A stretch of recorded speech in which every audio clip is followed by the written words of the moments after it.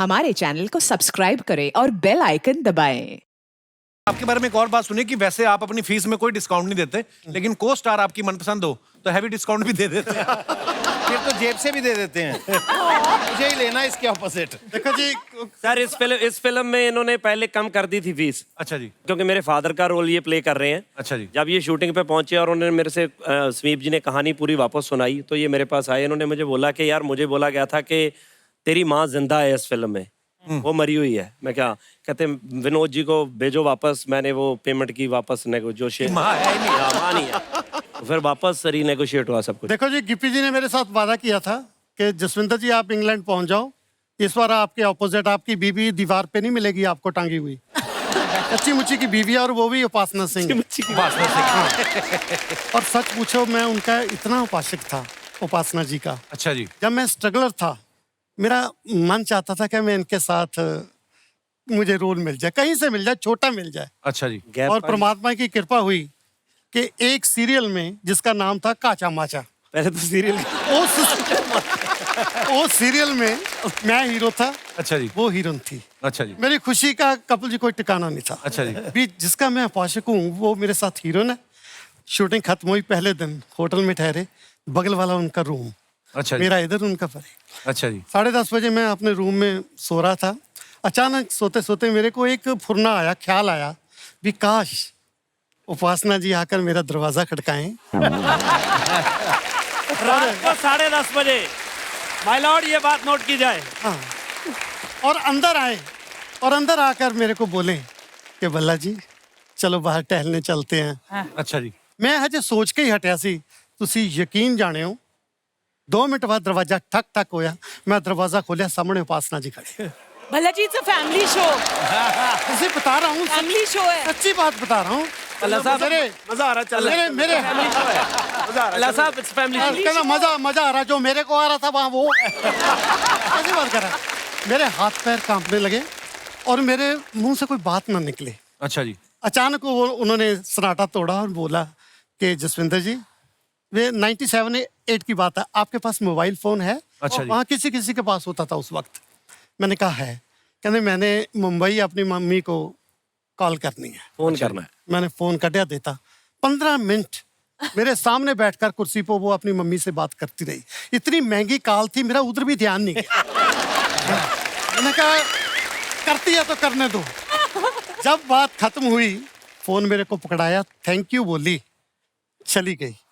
और आज मैं सोच रहा हूं अगर उस दिन मैंने हिम्मत की होती, उसका हाथ पकड़ा होता, तो आज हमारा छोटा बच्चा 10वीं क्लास में होता।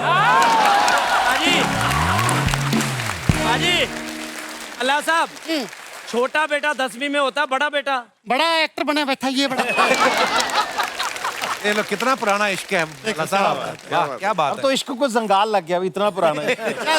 ये जेलसी बोल रही है, जेलसी बोल रही है।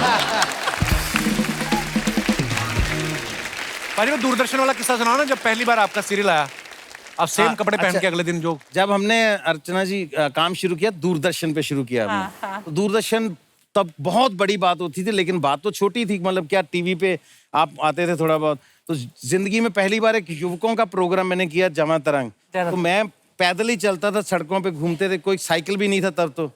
तो मैं शास्त्री मार्केट चौक जालंधर में जा रहा हूँ, पहली बार मुझे जिंदगी में किसी ने रिकॉग्नाइज किया। ओहो। बंदे को कितनी खुशी होती, मुझे आज भी वो 2 चेहरे याद हैं। वो एक रिक्शा पे, मैनुअल रिक्शा पे 2 लेडीज जा रही हैं, तो मैं पैदल जा रहा हूँ, तो एक लेडी ने पीछे देखा और साथ वाले कहती वो लड़का जो टीवी पे आया था। दूसरी जब तक देखती तब तक वो रिक्शा टर्न कर गया। अच्छा। अब मुझे टेंशन होगी, दूसरी ने तो देखा ही नहीं मुझे। अच्छा जाना इधर था, मैंने रिक्शा ऐसे टर्न किया, वो जितनी दूर वैन खड़ी है, तो मैं कितनी दूर भाग के उधर गया।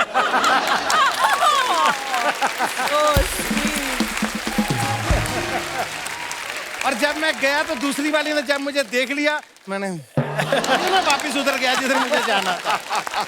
अच्छा कपिल, वो एपीजे कॉलेज में जाता था ना जी जी, ड्रामा क्लास लगाने, वहाँ पे राजेश्वरी कला संगम, तो वहाँ हमने एक प्ले किया। तो वहाँ मेरे जिंदगी में पहली बार किसी ने ऑटोग्राफ लिए। वाह वाह। पहली बात तो हम गरीब लोग थे, हमें तो वैसे ही मतलब लड़कियां दूर से भी देखने में मतलब डर लगता था कि पिटाई हो जाएगी। तो वहां पे ऐसे ऑडियंस जैसे बैठे, तो शो के बाद वो यहाँ आ गई, सबसे बड़े कॉलेज की लड़कियां, खूबसूरत लड़कियों में से दो पता नहीं क्यों गलती से मेरे पास आ गई। मैंने जिंदगी में बाई गॉड ऑटोग्राफ बुक पहली बार देखी थी। अच्छा। मेरे सामने 2 ऑटोग्राफ बुक्स आई मतलब। हाँ वो नए रखती थी वो। तो उन्होंने मुझे, मैं परेशान हो गया इसका करते क्या है। तो मैंने इधर उधर देखा, 2-3 और लोग दे रहे थे ऑटोग्राफ, मैंने भी पेन पकड़ा, भगवान की कसम रब दी सौ, 2 ऑटोग्राफ दिए, दोनों पे साइन अलग अलग मेरे।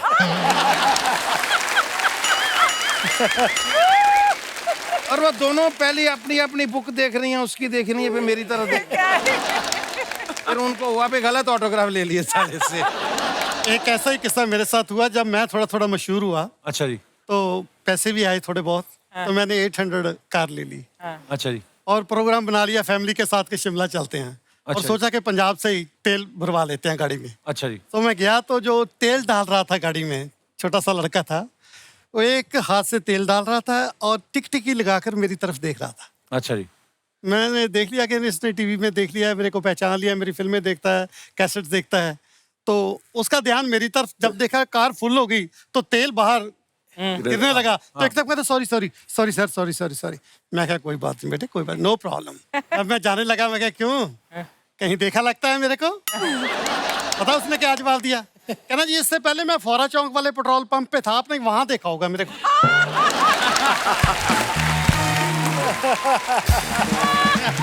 बाजी कैरियन जट्टा के एक लॉयल फैन फॉलोइंग है, उन सबके सवाल हैं कुछ, आप में से कोई भी जवाब दे सकता है। किसकी वजह से सबसे ज्यादा रीटेक होते थे? पल्ला साहब। क्यों, क्या रीजन? भला साहब सारी उंगलियां आपकी तरफ सी हैं। सबसे बड़ी बात, कसूर दूसरों का निकालते हैं यार। तू छींक मार दी उसने मैंने ऐसे हिला दिया। अपना डायलॉग इसलिए नहीं बोला, मुझे पता था तू बोलेगा। अच्छा। हाँ मुझे पता था। और ये सब फ्रस्ट्रेटेड ने, क्योंकि डायलॉग मेरे चल दिया, एडवोकेट ढिल्लों ने काला कोट एने नहीं पाया। अभी इसका क्लाइमैक्स शूट कर रहे थे कपिल, एक शॉट में इन्होंने 8 रीटेक दिए। तो 9वीं बार अब इनको समझ में नहीं आ रहा किस पे ये कसूर डालूं मैं। तो यार ये संगा क्यों बोल रहा है इतना?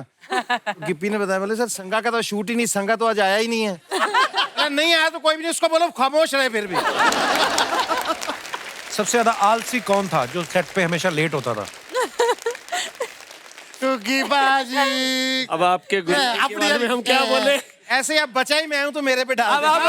अब कपिल के गुरुजी के बारे में हम क्या बोले?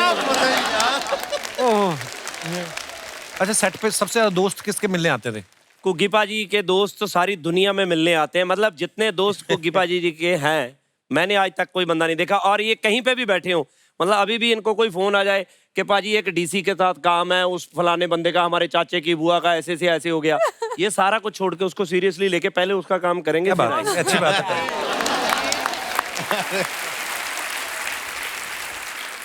सबसे ज्यादा फालतू गप्पे मारने वाला होता ना कि गप्पी ग्रेवाल जी। गप्पी करे। गिप्पी जी अपना एक ग्रुप सा बनाते हैं जिसमें बीनू जी है, करमजीत जी हैं और ऑफ कोर्स भल्ला साहब हैं, और इनकी मिनिमम 45 मिनट्स रोज जब तक गप्पे ना हो तो शूटिंग नहीं ये लोग जोश से करते एक्चुअली थे। कैरी ऑन जट्टा उन गप्पों के बिना पॉसिबल ही नहीं है। या सही है। इम्प्रोवाइजेशन। हाँ, इम्प्रोवाइजेशन। गप्पे और गिप्पी के बिना। चलिए इसी के साथ हमारे सवाल खत्म होते हैं। गिप्पा जी, आप शुरू से सिंगर बनना चाहते थे, आप बाद में एक्टर बने, पहले आप सिंगर थे? नहीं भाजी, मैं तो सब कुछ ही एक्सीडेंटल हुआ जी। हैं? हाँ। आपको पता है आपकी और मेरी मुलाकात पहली बार मैं कुगी पाजी की वजह से हुई थी। मैं और कुगी पाजी के साथ हम लोग गए थे एक शो पे, और चंडीगढ़ के आसपास कोई शो था, तब कुगी पाजी आपकी तारीफ कर रहे थे। आपका वो गाना आया था नया नया, धैंग धैंग, कौन सा था? फुलकारी। हाँ, फुलकारी गाना आया था, तो कुगी पाजी आपकी तारीफ, मैं पीछे खड़ा था। ऐसा कुछ नहीं था कि मैंने इसी के सपने देखे थे, कोई और काम मिला नहीं तो मैं गाने लग गया। अच्छा। बट ये था कि मैं मेहनती बहुत था, फिर आहिस्ते आहिस्ते वो गाना आ गया, वो बहुत बड़ा हिट हो गया, तो चीज़ें चलती रही। उसके बाद पंजाब में ऐसा दौर था कि जो सिंगर हो जाता था हिट, उसको फिल्में ऑफर होने लग जाती थी। तो सीखते सीखते फिर फिल्म की पहली फिल्म, सारी टीम अच्छी मिली, बीनू जी, कुगी पाजी, मतलब मेरी लक अच्छी थी कि मेरे आसपास इतने अच्छे लोग थे कि अगर मैं कुछ बुरा करता था तो वो सब ठीक करवा देते थे। तो आज यहाँ तक आ गई। एक्चुअली क्या होता है कि लाइफ में आप जो भी करते हैं, मुझे लगता है कभी भी कोई भी कुछ किया हुआ कभी बेकार नहीं जाता। मुझे कुगी पाजी की बात याद है, कहते हैं जब मैं स्कूल में था तो मैं कुछ जोक्स लिखता रहता था, तो किताब भरी पड़ी थी मैंने, कॉपी अपनी पूरे रजिस्टर भरा हुआ था। लेकिन जब इनका टाइम आया, जब बड़ी बड़ी कैसेट कंपनीज जो इनको अप्रोच करने लगी, तो वही जो टाइम वेस्ट लगता था वही लाखों करोड़ों में बिके। आई थिंक कोई भी चीज वेस्ट नहीं जाती बाजी, ये बड़ी खूबसूरत बात है। अच्छा, आपके चहेते स्टार सामने बैठे, किसी को कोई फरमाइश करनी हो? जी जी ma'am. Hello Kapil sir. Hello ma'am. Hello everyone. Hello. मेरा नाम जीत है, मैं अहमदाबाद से आई हूँ। बहुत बहुत स्वागत है जी आपका। मैं कविता मैम से एक मेरी रिक्वेस्ट है। ये आपके साथ आए पाजी भी जो बैठे हुए हैं? ये मेरे साथी हैं। अच्छा, साथ मतलब आपकी फैमिली से हैं? हाँ, मेरे हस्बैंड है। अच्छा अच्छा, तभी गुस्से से देख रहे थे आपको। प्यार से देख रहे थे, सॉरी। जी जी। कविता मैम जी, आपने वो FIR में जो इंस्पेक्टर चौटाला का रोल किया है ना, उसकी मैं बहुत बड़ी फैन हूँ। थैंक यू सो तो मच। मेरी आपसे एक रिक्वेस्ट है, मैं चाहती हूँ कि आप मेरे पति का भी इंटेरोगेशन करें। पाजी सोच रहे हैं इधर ही करना है कहीं और? एक्चुअली क्या है, हमें घूमने का बहुत शौक है। अच्छा जी। तो हम कहीं भी जाते हैं ना, तो घर से तो साथ में निकलते हैं, लेकिन बाहर जाके ये पता नहीं बंदा कहाँ गायब हो जाता है। तो इतना परेशान हो जाती हूँ मैं कि कहाँ है। बच्चे बोलते हैं कि ये हमारे अपने पापा हैं या अडॉप्टेड पापा। अडॉप्टेड पापा। कविता जी, ऐसा है कि मैं बचपन से ही बहुत सुंदर हूँ। आप अभी भी बहुत सुंदर हैं। हमें घूमने का बहुत शौक है, तो जहाँ भी हम लोग घूमने जाते हैं तो हमारी प्यारी सी भी जो है शॉपिंग की बड़ी शौकीन है। अच्छा जी। तो ये तो सारा टाइम शॉपिंग में लगा देते हैं, और मैं नेचर और हरियाली में ज़्यादा रहता हूँ। नेचर और हरियाली किसको कहते हैं आप? अंडरस्टूड है जी। तो बाहर की हरियाली नजर आती है, हाँ। घर के बाग बगीचे और बच्चे नहीं नजर आते। कई बार तो मुझे ऐसे लगता है जैसे मैंने किराए पे लाई हुई इनको। सो प्लीज मैडम, आप कुछ करिए, इनका इंटेरोगेशन करिए। आप दोनों बहुत प्यारे हैं। Thank you so much। Interrogation नहीं, आई थिंक ये जो दोस्ती कायम है ना आप दोनों की, दैट शोज कि आपस में कितना प्यार है। God bless you. Thank you so much। Thank you so much। शुक्रिया जी, धन्यवाद। For more updates, subscribe to our channel, click the show links and enjoy watching the videos.